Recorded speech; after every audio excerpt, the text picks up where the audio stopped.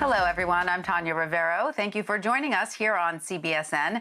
We begin this hour with an exclusive interview with Bill Gates. For more on that, we are joined by CBS Evening News anchor and managing editor, Norah O'Donnell. Tanya, thank you. The Bill and Melinda Gates Foundation is one of the largest in the world, and with a focus on public health, it has committed more than $350 million for the development of vaccines, diagnostics, and therapeutics in the fight against the coronavirus. Bill Gates joins us now. Bill, thank you. Great to talk to you. Great to talk to you, too. Let's begin with today's disturbing numbers. The U.S. reported more than 1,000 coronavirus deaths for the first time since May. Do you think we're at a tipping point? Well, unfortunately, we have a lot of young people who are infected, and over the next month or two, a lot of those infections will get up into older people, which is where you have the very high risk of death.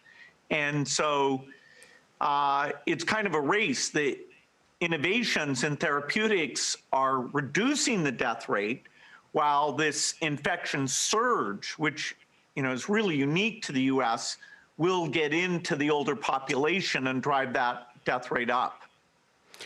Several months ago, you said we need a consistent nationwide approach to shutting down. And you said back then that if it didn't happen, it would be a recipe for disaster. Do you think we're witnessing that disaster now? Well, there's a lot of things we can go back, and say, why wasn't there a federal testing plan? Why didn't we get the turnaround on the testing down?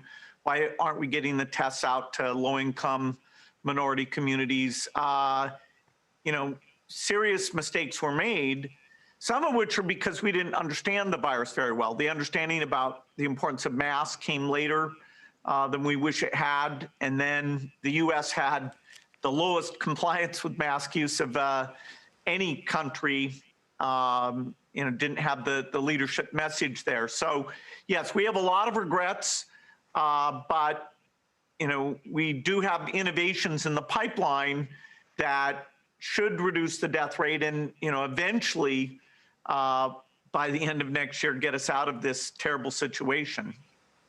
I mentioned the mortality rate, infections skyrocketing, hospitalizations, pushing hospitals to the brink in Florida, Texas, Arizona. What needs to be done immediately? Well, some of the policies were a mistake. Opening up bars, the economic benefit versus the infection risk of a lot of activities like that made it a mistake. And so now in most of the U.S., we need to absolutely avoid those things. We need to distance, we need to use masks. We've seen that in Europe, they had the dramatic fall off. It didn't spread into the other communities, and that's because their leadership communicated with a clear voice. Their scientists were encouraged to go on TV instead of banned. And so, the population benefited. The death rate in those countries has gone down very dramatically. Do you think that because Dr. Fauci has been prohibited from appearing on programs like ours, that has hurt the public health message?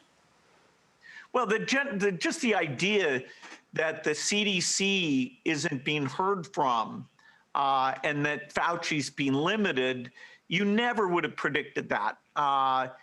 It kind of, it is really unexpected that you wouldn't let the experts share. Dr. Fauci has been able through a variety of vehicles to get some of his thoughts out. It's really the CDC that's been muzzled to a dramatic degree that's holding us back from getting the benefit of their expertise as well.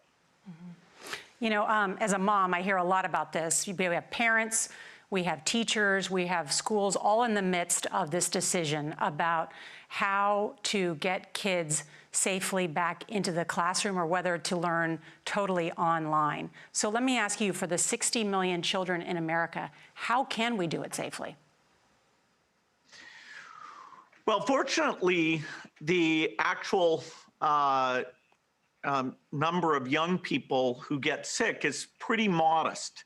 And so the big challenge here is how to get the teachers and the staff in and to avoid those kids being a source of infection as they go back into their households. You know, I would say that the benefits for kids, say 13 and younger, is high enough that in most of the countries you would hope to be able to open schools for those kids. As you get up into high school and college, then the infection rate, the amount of mixing gets much higher. And so if you're in a hot spot, sadly in this fall, it won't be normal school activities for most high schools and colleges.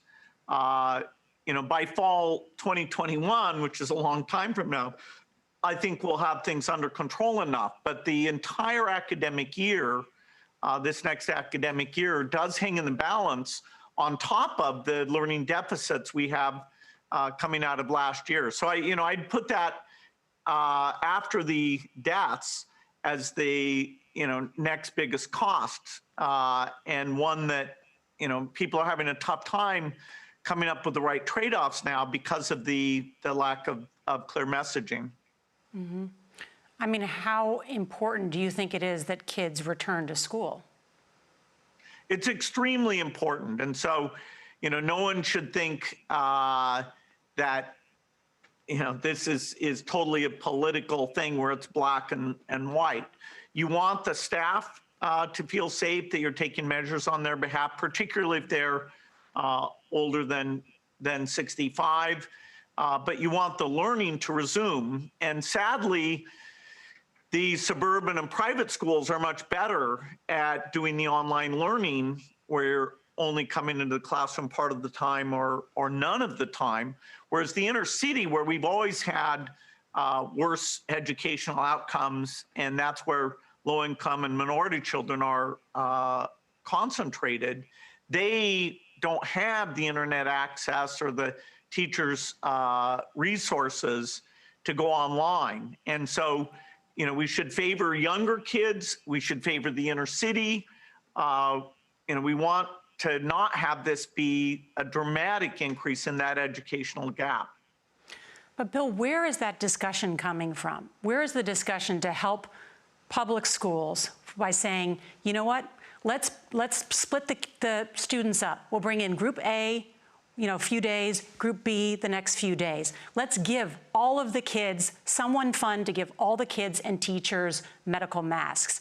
Let's set up an app where kids can take a thermometer, give them thermometers, take their temperature before they go to school, set up hand washing stations. I don't hear any of that discussion from whether it's states leaders, national leaders, city leaders. Am I missing that?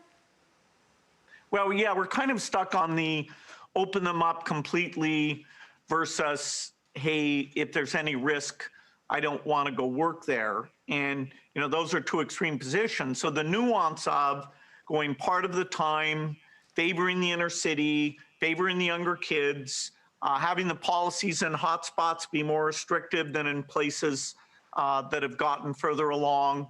Ironically, some of the non-hotspots right now are looking at being more restrictive than some of the hotspots are because of the political connection. So it's time for a discussion where it's not this black and white, hey, go in every day versus not going in at all, to set the priorities and to have the other activities reduced enough that you prioritize the slight infection increase that school activities will create and still stay below a exponential growth in infections. Mm-hmm. Bill, one of our viewers texted us this question. His name is Eric. He's actually from Washington State, where you are, and he asked, would you send your children to public school in this current situation?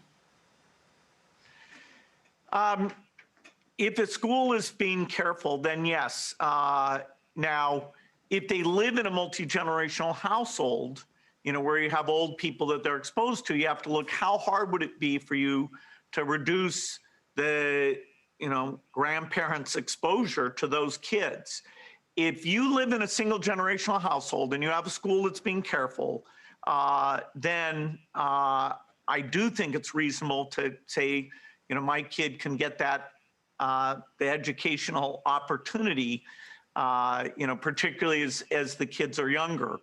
People will have the freedom to make choices here, but we do need to remember it's mostly the transmission into the older people that drives these, really horrific deaths per day. As we're talking about a record number of infections every day being reported, the president said just this weekend that the U.S. has the lowest mortality rate in the world. Is that factually correct? Not at all, not even close. I mean, by almost every measure, the U.S. is one of the worst. And I think we can change that, but it's an ugly picture. Why are we one of the worst? We opened up. We actually had criteria for opening up that said you had to have cases declining, and we opened up with cases increasing. We somehow got masks as this politicized thing that, somehow, and some like harbinger of freedom that just covering your mouth was awful.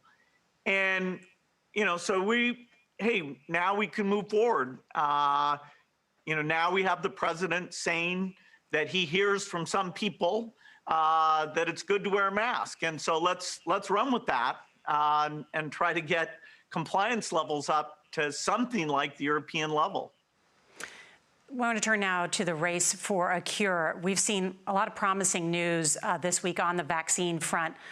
What do you make of the results from AstraZeneca and Moderna? Well, it's very hard to characterize complex scientific things in a sort of simple to understand format. We don't know if these vaccines will work. We don't know if they'll work to avoid deaths. We don't know if they'll work to avoid transmission.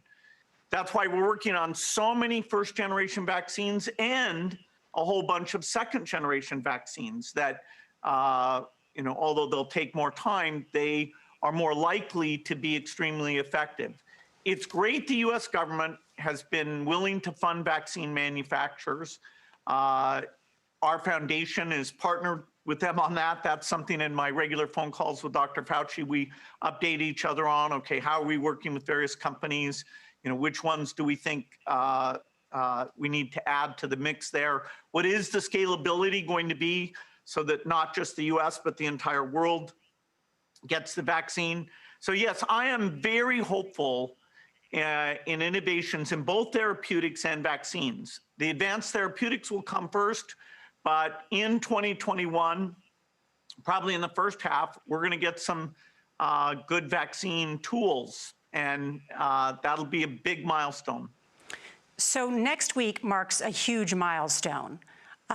We have Operation Warp Speed is going to begin phase 3 for 4 of these vaccines. Right here in the U.S., they're trying to do 30,000 for each of those 4 vaccines, about 120,000 people totally. When will we know? How do we know if these vaccines are working? Well, there's 3 things you'd like from a vaccine. You'd like it to be very safe in all the populations that you indicate it for, no side effects. You'd like it to block transmission, and you'd like it to avoid the individual who gets the vaccine getting sick. The phase 3 endpoint is slightly different than those things so that we can accumulate events quickly. So we aren't doing it like a long-term vaccine thing. And even calling it warp speed is scary because it suggests, that you're willing to make trade-offs against safety, which you should never be willing to do. The FDA is being pressured to allow what's called just a correlate approval. Fortunately, they've held the line on that to this point because we wouldn't know enough just based on the antibody levels. And these trials, the bad news, of course, when we have many cases is good news for the trials in that they may accumulate events faster than they would have otherwise. But there'll be a lot of uncertainty about how good these vaccines are. The first generation, they said a 50% effectiveness, and they won't know the duration there. So these are going to be likely partial solutions that will improve over time. And so it's too bad, people think that just that phase 3 approval will be the end of the epidemic. Well, I want to ask you, you mentioned side effects. The side effects for the Moderna vaccine sound concerning. We looked. After the second dose, at least 80% of participants experienced a systemic side effect, ranging from severe chills to fevers. So, are these vaccines safe? Well, the FDA, not being pressured, will look hard at that. The FDA is the gold standard of regulators, and their current guidance on this, if they stick with that, is very, very appropriate. And the side effects were not super severe. That is, it didn't cause permanent health problems for the things there. Moderna did have to go with a fairly high dose, and so to get the antibodies. Some of the other vaccines are able to go with lower doses to get responses that are pretty high, including the J&J and the Pfizer. And so there's a lot of characteristics of these vaccines. It's great that we have multiple of them that are Bill, going out there. And yes, I think you know the data US better than I do. government- But Bill, the data showed that everybody with a high dose had a side effect. Yeah, but some of that is not dramatic, where it's just super painful. But yes, we need to make sure there's not severe side effects. The FDA, I think, will do a good job of that, despite the pressure. How many doses of the vaccine will we need? Well, none of the vaccines at this point appear like they'll work with a single dose. That was the hope at the very beginning. Maybe one of them, particularly in the second generation, won't surprise us. We hope just 2, although in the elderly, sometimes it takes more. And so making sure we have lots of elderly people in the trial will give us that data. You've said some more than 7 billion doses. That's what we'll need. Well, if what you're trying to do is block all the transmission, then you need to get 70–80% coverage on a global basis. So that it's unbelievably big numbers. I mean, you're talking about a global vaccination program without a vaccine that hasn't been fully developed yet, and a massive scaling up of how to produce one or several vaccines. I mean, it's mind-boggling to think about this effort. But the private companies have stepped up. The science has been advanced. The U.S. funds biological research more than any other country. We've stepped up to fund these vaccine manufacturers. The plants are being worked out now. In 2021, there's a good chance this can get done, and because this is about the billions that we need to spend to save trillions and avoid all those deaths. But who's going to get the vaccine first? That's in discussion. Clearly, the U.S., by funding factories in the U.S., will get priority. But if we can have other factories, and this is where the U.S. government's traditional generosity and global health will be needed, our foundation will be needed, other countries. We want to make sure that we don't have people dying just because they can't afford to have access to the vaccine. And so that speaks to the top priority of our foundation. And there's good discussions going underway. The U.S. in this next relief bill may put 1% of it to make sure we stop the pandemic in the entire world, and then that'll draw other countries into that effort. I want to ask you about today, the government support, taxpayer money that's going towards vaccine development. Today, we learned Pfizer is going to get nearly $2 billion, Moderna receiving $438 million in taxpayer money. And yet both companies have said they will not sell the vaccine at cost. They're going to make a profit on it. Should pharmaceutical companies profit off this vaccine research that taxpayers have helped fund? Well, the Pfizer case is more of a procurement agreement than an R&D funding agreement. AstraZeneca, Johnson & Johnson have said they're going to use a nonprofit construct. You know, the exact contracts that were negotiated, I don't have access to. But yes, you'd want to balance the fact who's taking the risk and who gets the benefit of those things. It's fantastic that the research is being funded, and you know I hope those agreements in terms of pricing and access are very strong. I mean, we heard from the HHS secretary say today that the vaccine will be free for Americans, or affordable. So that means the government will help purchase it from companies that are making a profit off of that we helped fund the research for. Do you see any problem with that? Well, some of the vaccines are being done by companies on a non-profit basis.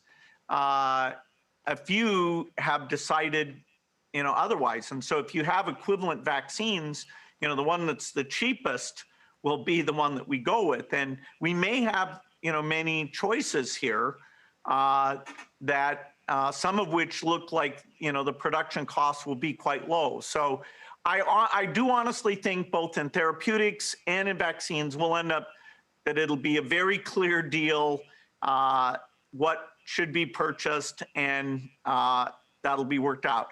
Whether people second guess the early buyer contracts, that's not really the key issue. We will get a good deal on the vaccine, and we need the world to get a good deal on it. And there are many of the companies have committed themselves to that. Mm-hmm. The Gates Foundation is one of the largest funders of vaccine research in the world. Vaccines save millions and millions of people around the world every year. Are you concerned about a growing anti-vaccination disinformation campaign that exists on social media? Yeah, it's always a concern because vaccines are so key to keeping measles deaths down. You know, vaccines helped us eradicate polio. Vaccines are so important. They've played the primary role in cutting childhood death in half over the last 20 years. That our foundation, the U.S. government have been very involved in that. So explaining how careful we are about vaccine safety is super important. During a pandemic, I can understand people's anxieties levels going up, but you know, explaining what the testing is doing, we will need a lot of people to be willing to take the vaccine to stop the transmission. You have been the subject of a disinformation campaign. In fact, the posts on social media about you and coronavirus are considered the most widespread coronavirus falsehoods that exist. So I want to address some of them. To be clear, do you want a vaccine so that you can implant microchips into people? No, there's no connection between any of these vaccines and any tracking type thing at all. I don't know where that came from. And yet there was a poll by YouGov and Yahoo that shows 44% of Republicans, 19% of Democrats, and 24% of independents think that you want to do that. How did this conspiracy start? I don't know. You know, Dr. Fauci and I are sort of the two most mentioned, and some of these are deeply ironic. Like, you know, our foundation is about reducing death and, you know, bringing equity to health, and yet the idea that, you know, we get accused of creating, you know, chips or the virus I think we just need to get the truth out there. We need to explain our values so that people understand why we're involved in this work and why we're willing to put hundreds or billions to accelerate the progress. It's a little unclear to me, but I hope it'll die down as people get the facts. I know, but I want to ask you this because you're a co-founder of Microsoft. You travel in the circles of many of these tech leaders who control these companies. I know you know them. There was a Facebook post with that widely debunked conspiracy theory that says that you want to do that. It was shared tens of thousands of times. It's still on Facebook. And I reached out to Sheryl Sandberg today about it. Facebook has told me that they will send it to review about whether to take it down. Does Facebook have a responsibility to do more in terms of shutting down this misinformation? Yeah, well, they are willing to get rid of anti-vaccination messages that are, false there. And, so there's a constant dialogue about, okay, how do they make sure that these completely false things don't get out there? You don't want to suppress, normal dialogue about safety studies, but the conspiracy theories, they, are starting to step up on, and we feel like we have a good dialogue with them about how to do that. I want to ask you about what appears to be a growing testing crisis in America with long lag times in order to get test results back, especially in Sunbelt states. Most of the tests to date have been PCR tests and the nasal swab tests. Where are we in terms of a rapid diagnostic test? You've talked about this a lot. It would be a test that is like an in-home pregnancy test. Where are those tests? In the next 2 to 4 months, some of those tests will get approved. Now, they won't be as accurate as the PCR, which is a molecular test. And so over the next few months, we have to up PCR capacity. We have to get results back in 24 hours as we roll out the paper test. We need both. And the lag times that we have today are completely unacceptable. It's making most of our tests pretty much worthless. You've written that this is like a world war, that it's us against the virus, essentially, and we all need to be on the same side. I have a question about whether we are all on the same side, because yesterday the FBI charged 2 Chinese spies with trying to steal U.S. vaccine research. Is China on our side? Well, certainly China is working on vaccines. These are not like military weapons. There's going to be broad understanding of how these vaccines are made and tested. All the data is, filed, so people can understand the results. So it's strange. It doesn't make sense to me. There's really no deep trade secret thing there. The Chinese vaccines aren't as far along as the European and U.S. vaccines, but yes, I think we all want to bring this pandemic to an end. Bill Gates, thank you so much for joining us and for all of the information. We appreciate it. You bet. Thank you.